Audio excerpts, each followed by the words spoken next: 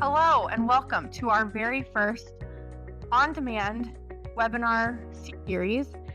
It's all about understanding your forage report. Today we're going to be talking about understanding a forage report for sheep and goats specifically. So for those small ruminant producers out there. My name is Rebecca Kern-Lunbery, and I have been consulting on forage testing at Ward Laboratories for 8 years now. And so I'm really excited to share with you some of the new things that we're rolling out on our forage testing reports and hopefully help some of you small ruminant producers and lovers out there. We work with the pack goats extensively, and we're just really excited to get to share this with you guys. So let's just go ahead and jump right in because I do have a lot of information to cover today. So first, we're looking at feed testing, and all of our reports are going to be reported on a percent or your parts per million if we're talking our micronutrients, but everything's a percent. So everything's making up the whole. So that's what this square is kind of really showing, is that, we've got our dry matter and everything that's contained within dry matter. We've got our moisture and everything that's contained within that. All of that is under the 100% of the forage plant tissue. So when we are looking at forage testing for small ruminants, typically what we're looking at is we want to meet their protein requirements, their energy requirements, and we want to look at those micronutrient requirements. So in order to do that, we need to look at not only those aspects of the forage, but also characteristics of the forage that are going to affect those things. So first, looking at dry matter and moisture. Of course, moisture is water, and the dry matter is all of the feed or forage in this case that we're talking about today which is not water. And so with forage testing, there's not a lot really to say on the dry matter and the moisture other than that we always need to be looking at the dry basis when we're comparing our animals' nutritional requirements to the forage or comparing two forages side by side to see how they compare. But with hay, we always need to be concerned with moisture. Luckily for us, our lab here, centrally located in Nebraska, but of course receiving samples from all over, the majority of hay is actually less than 14% moisture, which means that there's room for improvement from forage producing aspect, but once it's produced, it is what it is.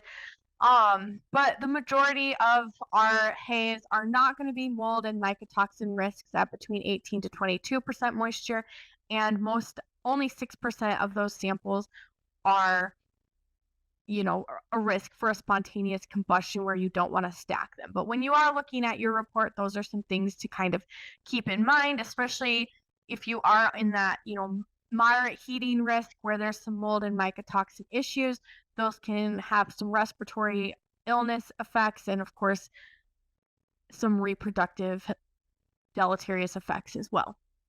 Okay, so let's get into it. So first thing we're going to talk about is ash, and ash is the total elemental portion of the feed, and it contains all of those key micronutrients that we need our animals to have so that they can perform the way we want them to and be healthy. And so our normal range for a typical plant is going to be anywhere between 4 and 6%. However, when we're talking about hay, it goes through that process where it gets raked up. And if this happens too much, then it's very possible that we can have extreme soil contamination.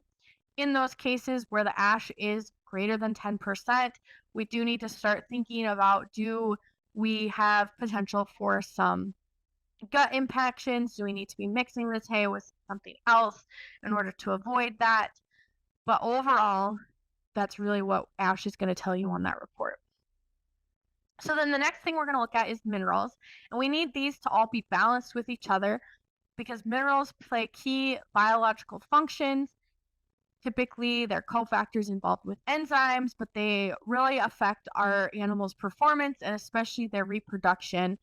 And so in order for them to be able to perform to their genetic potential, we really need our minerals to be well balanced. So when we are testing forages for minerals, typically we're looking at formulating a supplementation, or unfortunately, in the cases where I've consulted with small ruminant producers, goats, sheep, we do see some deficiency or some toxicity issues.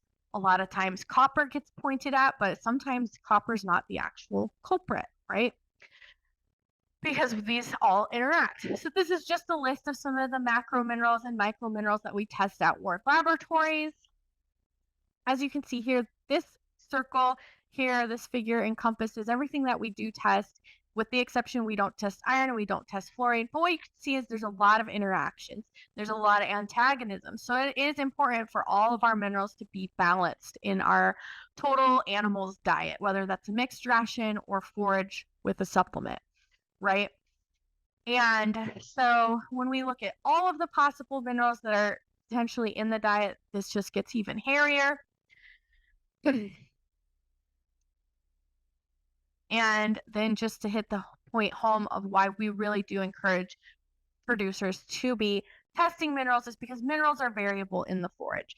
And so what we've got here is, this is pulled off of Progressive Forage article. So we've got the nutrient requirements, and this was actually for a lactating beef cow. And then we've got their maximum tolerable level. But that's for magnesium is very similar in sheep and goats.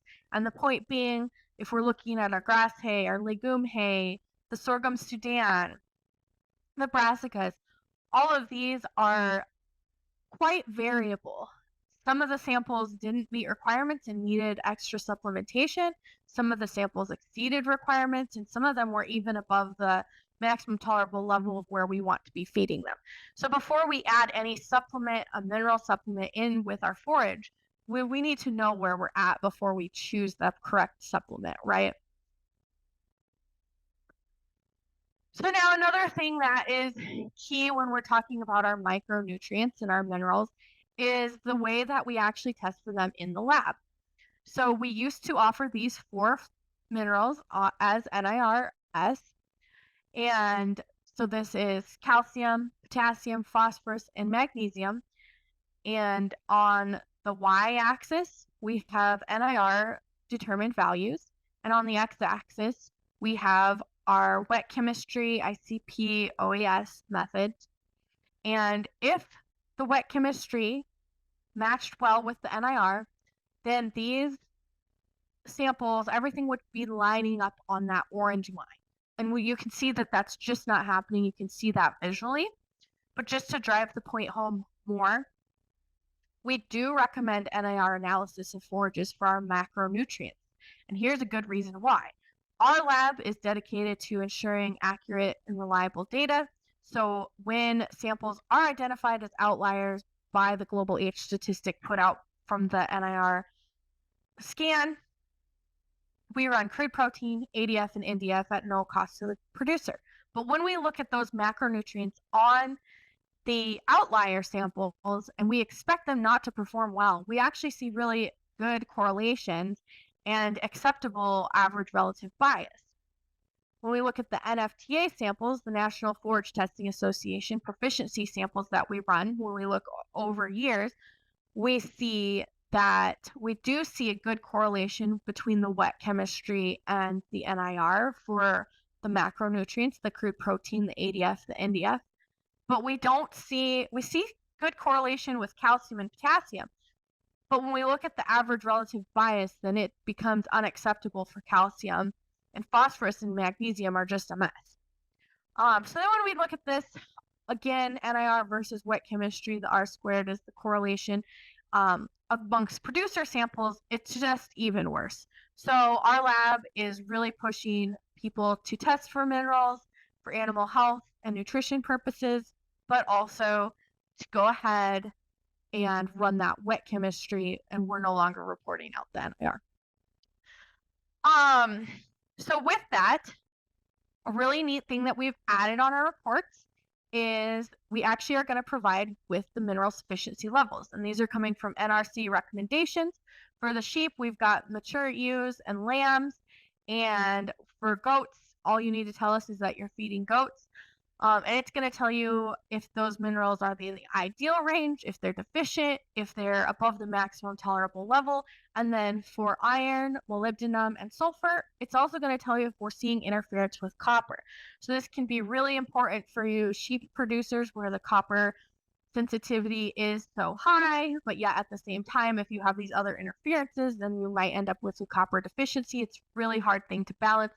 So if you just know what's going on in your forages to start, that's really going to help you to make some better mineral supplementation decisions. Okay, so we've covered our micronutrients. We've covered some really neat things that we've added on our report.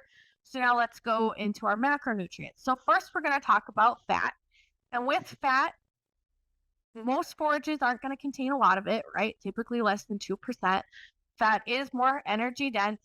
And it's also something that delivers your fat soluble vitamins. So higher quality forages and fresh forages typically are going to have more vitamin A, D, E, and K in them. So that's something to think about. We do not test for these. What we do recommend that you provide them in the diet. Now, let's talk crude protein. Now, this is where we're going to really spend a lot of time looking at crude protein and then looking at our fibers and our fiber digestibility. So with crude protein, we need to remember that animals actually don't have a crude protein requirement. And the more we move towards precision agriculture, the more we understand that amino acids are the building blocks of protein, and these truly are what animals require, not crude protein. And so with that comes the concept of the ideal protein. And an ideal protein is one in which the amino acids are there in the right balance needed for the animal. So when you think about your young lambs and your kids and they have a milk diet, that milk is providing them with amino acids in the balance that they need them. So it is an ideal protein. So with that, when we look at protein and amino acids, when we're talking about protein, we're really talking about this folded structure. But unfortunately, when we're looking at our forage reports, we aren't that sophisticated with measuring it yet. So what we're really looking at is the nitrogen, which if we go back a couple slides, is that amine group, that NH2, you can see on these amino acids. And that is what we're looking at when we are measuring the crude protein, is we're measuring nitrogen times 6.25 to get a good estimation or a crude number on that. And so that's what our diets and rations are going to be balanced on. You're going to look up in a table, you're going to find your animal's nutritional requirement for crude protein, and that's what you're going to typically base it on. However, now our reports also have some more crude protein-based parameters. And the first one is heat damage protein. So in those hay samples where it is a little bit more moist than what you'd like, and you do have that combustion risk or, other risks, moderate heating risk, that's typically where this is going to come into play. And so that protein binds into the acid detergent fiber, which we'll talk about in a minute. But if that ratio of heat damage protein to crude protein is between 0.14 and 0.2, then we need to adjust that crude protein and then use that to determine our supplementation. If that ratio is more than 0.2, then we can simply take the total crude protein minus HDP, and that's going to be our adjusted crude protein that we're going to use to formulate our protein supplementation or our ration balance off of. Now, then that brings us to neutral detergent insoluble crude protein. So that's the protein that's bound to the neutral detergent fiber. And some nutritionists do like to use this value to estimate rumen undegraded protein. They take the neutral detergent fiber. They believe that HDP is not available to the rumen microbes. And so but it's also not available to the animal itself, which is why we use the adjusted value of crude protein, right? And so they take that NDICP minus the HDP, and they estimate that that's the rumen undegradable crude protein that the animal is also going to use as part of the metabolizable protein. Which then brings us to the next two parameters that you'll see on our new report. And that is the insoluble protein and the soluble protein. And so the insoluble protein is an estimation of the rumen undegradable protein, or the bypass protein. And so this is the protein that the microbes, they don't metabolize it when it hits the rumen. The soluble protein is an estimation of rumen degradable protein. And this is the protein that once it hits the rumen, those microbes, they go in, they break it up into ammonia, peptides, amino acids, and then that gets reformed into the microbial protein, and then it's the undegradable protein and the microbial protein that then make up our metabolizable protein, or the true protein. Now, I haven't seen a lot of research out there. I haven't seen a lot of people talking about using metabolizable protein in small ruminants yet. This is the direction that the dairy industry has gone. Beef cattle industry is slowly following behind. So as usual, it kind of follows that way, especially with the research. So as of right now, I think most of you guys with the sheep and goats, you'll be good to just understand and worry about your crude protein, your HGP ratio, and then when you are looking at these, then just understand, if the forage is really high in soluble protein. Of course, if you need to supplement, then distillers is a really good option because that has a lot of bypass protein, right? So just kind of understanding those features, but not necessarily is it going to be something that you're going to plug in when you're formulating rations or anything, but it might help you make those decisions. Okay, now that we got that out, let's talk about the non-fiber carbohydrates. And so this is where all the energy is coming from in those fibers. Non-fiber carbohydrates is going to include your soluble carbohydrates, your starch, ethanol, water. Really, we don't worry too much about these other than we know this is where the forage is going to give the energy from, and it has an inverse relationship with the fibers. The more fibrous our feed and forage is, then the less non-fiber carbohydrates are going to be available to that animal, because as a percent, it's just not there. Otherwise, unless we're talking about corn silage, I don't worry too much about these. With starch and corn silage, if you are feeding that to your small ruminants, you need to be very cognizant of potential for acidosis if you're introducing a higher starch corn silage after feeding, a really low starch diet. And so just thinking about some of those feed management things and looking at those numbers on the report. Okay, so now let's take a look at NDF. So amylase treated neutral detergent fiber, and this is inversely related to feed intake. So the more NDF there is, the less the animals want to consume. Typically, this isn't an issue until we get to about 60% NDF on a dry basis. And so what happens is that animal is consuming the forage, but its slowly digestible portion of the feed is taking it a long time to really, they're having to ruminate over and over and over again. And the more time it's taking them to ruminate, it means a slower passage rate, which means that they are going to spend less time consuming feed. So we also need to consider the digestibility of the neutral detergent fiber. So it's made up of hemicellulose and cellulose. Those are the slowly digestible portions. So the more of that NDF is made up of those components and less lignin, then the more digestible that it's going to be. And so we look at 48-hour digestibility, and we also put the 30-hour digestibility on our reports. Some nutritionists might use both. I typically am using the NDF D48. I kind of have a feel for the fact that about 45 is going to be average. So if I'm seeing a forage report that has that 60% NDF, but the report is also saying, 55 NDFD, then I'm like, okay, so it's pretty digestible. We probably don't need to worry too much, but of course, I always still tell the producer, keep an eye on the intake and the body condition and just make sure they're getting what they need.